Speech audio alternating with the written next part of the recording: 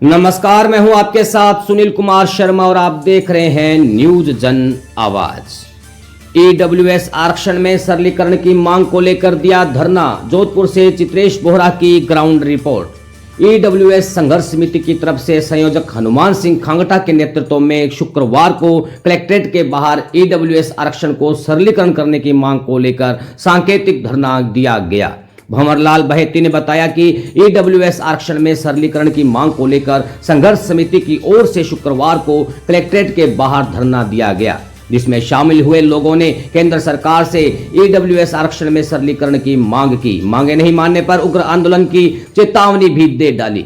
समिति की ओर से 6 सूत्रीय मांग का पत्र भी बनाया गया है, जिसमें कृषक वर्ग की जमीन मकान की शर्त को हटाए जाने, राजस्थान सरकार की तर्ज पर अधिकतम आयु सीमा एवं प्रयास में 5 साल की छूट देने, महिला वर्ग के पिता या पति दोनों में से एक ही आय का स्रोत मानने, ईडब्ल्यूएस आरक्षण को पंचायती और शहरी निकायों में लागू करने व अन्य आरक्षित वर्ग की तरह ही नवोदय और सैनिक स्कूलों में छूट देने की मांग की है। धरने पर बैठे संघर्ष समिति के लोगों ने केंद्र सरकार को चेतावनी भी दी। उन्होंने कहा कि यदि उनकी मांग नहीं मानी गई तो आगामी चुनावों में इसका जवाब दिया जाएगा। ईडब्ल्यूएस में राजस्थान सरलीकरण नहीं होने की वजह से युवाओं को परेशान होना पड़ रहा है। राजस्थान सरकार ने जब नियमों में छूट दी है तो केंद्र सरकार ऐसा क्यों नहीं कर रही है। संयोजक हनुमान सिंह खांगटा ने बताया कि धरने में राजपूत, माहेश्वरी, जैन, अग्रवाल, माथुर, ब्राह्मण, राजपुरोहित, खंडेलवाल, सिंधी इत्यादि समाज के प्रतिनिधि उपस्थित हुए। चित्रेश बोहरा की रिपोर्ट के साथ देखते रहिए न्यूज जन आवाज। आज धरना प्रदर्शन कलेक्ट्रेट के बाहर हो रहा है। सरकार द्वारा जो आर्थिक रूप से जोर जाति उन लोगों को आर्थिक पर आरक्षण देने की बात कही 2019 में, पर उसके साथ में इतनी सारी राइडर लगा दिए कि केंद्र सरकार की किसी आरक्षण में ईडब्ल्यूएस का फायदा ईडब्ल्यूएस में आने वाली जातियों को नहीं। जैसे महिला है, महिला के लिए सशक्तिकरण की बात की जाती है, पर अगर ईडब्ल्यूएस में आने वाली जाति महिला अगर आरक्षण की मांग करे तो उसके पत्नी के पति के और उसके पिता दोनों के मतलब 2 खानदान के आर्थिक रूप से पैसा जोड़ा जाता है आय का, और उसमें अगर वो 8 लाख से कम होता है तो उसको फायदा है। तो इससे बड़ा महिलाओं के साथ अत्याचार हो सकता है। दूसरी बात, पंचायती राज संगठन में अब आरक्षण से चुनाव होने लगे। जब से 73-74 अमेंडमेंट राजीव गांधी जी ने किया कि भाई पंचायती राजों में आरक्षण से चुनाव होंगे, उसके तहत ईडब्ल्यूएस को कोई आरक्षण की सुविधा नहीं है। हम चाहते हैं कि ईडब्ल्यूएस की सुविधा आरक्षण के आधार पर उन लोगों को भी मिले जो जमीन ये सब चीज़ों को बात के जो लगा रखा है उनको हटाया जाए। और ख़ास तौर से राजस्थान सरकार ने इस बात को समझा और अशोक गहलोत जी ने ईडब्ल्यूएस के सभी राइडरों को हटाया। उसी भांति अब केंद्र सरकार को भी ईडब्ल्यूएस पे ये राइडर चुनाव से पहले हटाना चाहिए, अन्यथा हम संघर्ष भी करेंगे और वोट भी नहीं देंगे। ओमकार वर्मा। आज यहाँ अभी जो सांकेतिक धरना रखा गया ईडब्ल्यूएस के सरलीकरण को लेकर, हमारी मांग है कि ईडब्ल्यूएस को जो दायरा है जो 10% से बढ़ाकर 14% किया जाए, और ईडब्ल्यूएस के अंदर जो संपत्ति संबंधी जो भी बाधाएं हैं, जो शर्तें लगाई गई है, उसको विलोपित की जाए, और दूसरी जितनी भी बाधाएं हैं वो सबको हटाई जाए, और केंद्र सरकार तुरंत प्रभाव से ये कार्य करे।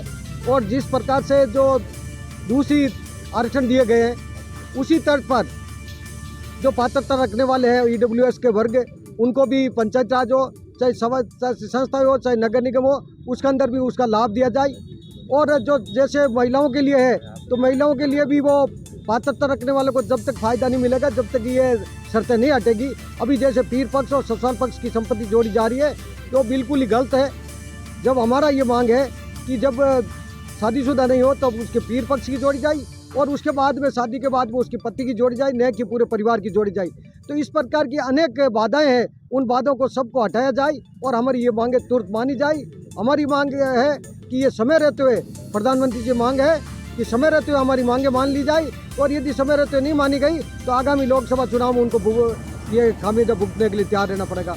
धन्यवाद। ब्राह्मण महासभा आज इस विशाल धरने का नेतृत्व हमारे राजपूत समाज के अध्यक्ष श्री हरमान सिंह जी कांगड़ा कर रहे हैं। हरमान सिंह जी कांगड़ा के नेतृत्व में पिछले 2 माह से EWS आरक्षण में विसंगतियों को लेकर के जो सरलीकरण की मांग की जा रही है, इसको लेकर के गांव-गांव, ढाणी-ढाणी में हम लोगों ने लोगों के पास जाकर के जन जागृति जगाई है और आज एक संक्षिप्त प्रतीकात्मक धरने का यहाँ पर 23 तारीख को आयोजन रखा गया है। इस धरने में राजपूत समाज, ब्राह्मण समाज, मातृ समाज, सिंधी समाज और हमारे जो घर के जो आरक्षण के तहत जो जाति है उन लोगों ने यहाँ पर अपनी भागीदारी निभाई है। और हम सरकार से ये मांग करते हैं कि आरक्षण के लेकर के जो हमारी ये आज धरना रखा गया है, आगे आने वाले समय के अंदर विधानसभा और लोकसभा चुनावों के पहले यह बहुत ही वृहद रूप से आप लोगों के खिलाफ जाएगा।